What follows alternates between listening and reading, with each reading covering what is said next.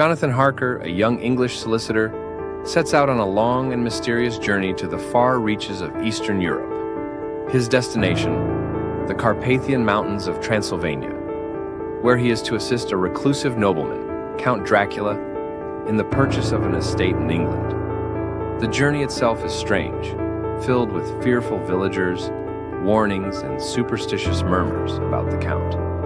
When Jonathan arrives at Castle Dracula, he is greeted warmly, but unease quickly sets in. The castle is vast, cold, and utterly isolated. Its architecture is old and foreboding, and its halls echo with a kind of haunted stillness. Dracula, though polite and well-spoken, exhibits odd behavior. He is never seen during the day, has a strange aversion to mirrors, and possesses uncanny strength and agility. As the days pass, Jonathan begins to realize he is a prisoner. Locked inside the castle, he explores its labyrinthine corridors and uncovers chilling truths. He witnesses Dracula crawling face first down the castle walls and discovers the Count's horrific secret. Dracula is a vampire, an undead being who sustains himself by feeding on human blood. Jonathan also encounters 3 female vampires, Dracula's brides who nearly kill him. Dracula intervenes, saving Jonathan for his own purposes.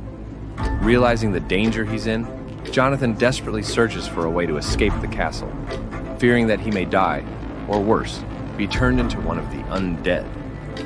Back in England, Jonathan's fiancée, Mina Murray, corresponds with her dearest friend, Lucy Westenra. Lucy is a beautiful young woman with many admirers. She becomes engaged to Arthur Holmwood, a nobleman who will become Lord Godalming. 2 other men, Dr. John Seward, a physician who runs a lunatic asylum, and Quincy Morris, a bold Texan adventurer, also propose to her. Mina joins Lucy in the coastal town of Whitby for a summer visit. Around the same time, a strange shipwreck occurs nearby. The vessel, a Russian schooner called the Demeter, washes ashore with its crew mysteriously dead and the captain tied to the wheel. The only cargo aboard? Several boxes of earth. A large dog is seen leaping from the ship and disappearing into the night. Unbeknownst to them, Dracula has arrived in England. Shortly after the shipwreck, Lucy begins to suffer from bouts of sleepwalking and inexplicable weakness. Mina is concerned, but chalks it up to stress. However, Lucy's condition worsens. Her complexion pales, her vitality wanes, and she grows increasingly disoriented. Dr. Seward is called upon to help and, baffled by Lucy's symptoms, invites his mentor, the brilliant Dutch physician, Professor Abraham Van Helsing, to examine her. Van Helsing quickly suspects something supernatural is at play. He uses garlic and other protective methods in an attempt to keep Lucy safe. Despite their best efforts, including repeated blood transfusions from her suitors, Lucy dies, but her death is only the beginning. Children begin disappearing in the area, returning home dazed. Speaking of a beautiful lady with sharp teeth. Van Helsing confirms Lucy has become a vampire. With heavy hearts, the men Arthur, Dr. Seward, Quincy, and Van Helsing locate Lucy's tomb. They find her reanimated, preying on a child. Van Helsing directs Arthur to drive a wooden stake through her heart. Lucy screams, then falls limp. Her soul is freed, and her face regains peace. Meanwhile, Jonathan has escaped from Castle Dracula and returns to England, traumatized but alive. He marries Mina, and together they rejoin Lucy's circle. As strange events continue, Van Helsing gathers the group: Jonathan and Mina Harker, Arthur, Dr. Seward, and Quincy. He explains the nature of Dracula, the vampire, and outlines what must be done to stop him. The group realizes that Dracula is spreading his evil across London by hiding in various properties he purchased under aliases. At each location, he has hidden boxes of Transylvanian earth, his native soil, in which he must rest during the day. The team begins a systematic hunt, seeking and destroying these boxes to weaken Dracula. During this time, Dracula sets his sights on Mina. He begins to feed on her, marking her forehead with a scar and initiating a terrifying psychic link. Though deeply shaken, Mina remains strong. With Van Helsing's guidance, she uses her connection to the vampire to help track his movements. Renfield, Dr. Seward's deranged patient, becomes increasingly erratic. Obsessed with consuming life to gain immortality, he becomes a pawn in Dracula's plan. However, he later attempts to protect Mina and reveals critical information to the group before being fatally attacked by the Count. The final confrontation in England comes close, but Dracula manages to flee.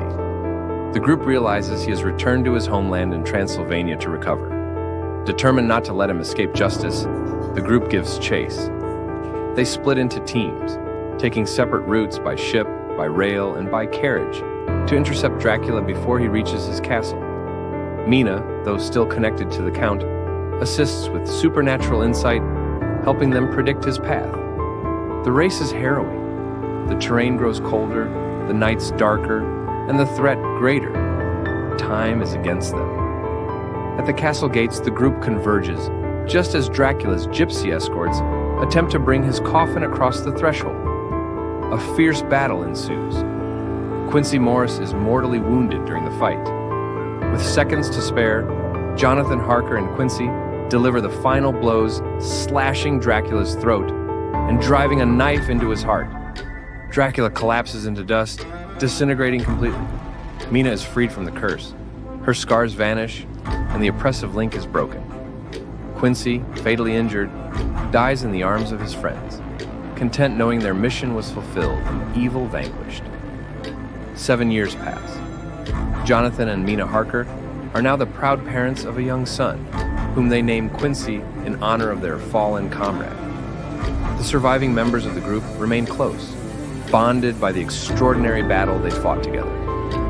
Van Helsing reflects on their struggle not just against a monster, but against fear, darkness, and the unknown. Dracula may have been defeated, but his legacy remains a chilling reminder of the thin line between the civilized and the supernatural. If you want to hear the full story, get it from Audible, you will find it in the description below. Forget everything you think you know about Dracula. This is not the campy version or a sound effect-laden retelling. It's Bram Stoker's chilling original brought to life the way it was meant to be experienced, through the haunting voices of Jonathan Harker, Dr. Van Helsing, and other key characters. This immersive production revives the spine-tingling suspense that left 19th century readers breathless with dread. Audible has assembled what might be the most impressive cast of narrators ever featured in a single audiobook. Emmy Award nominees Alan Cumming and Tim Curry lead a powerhouse lineup including Simon Vance, Catherine Kellgren, Susan Dourdan, John Lee, and more.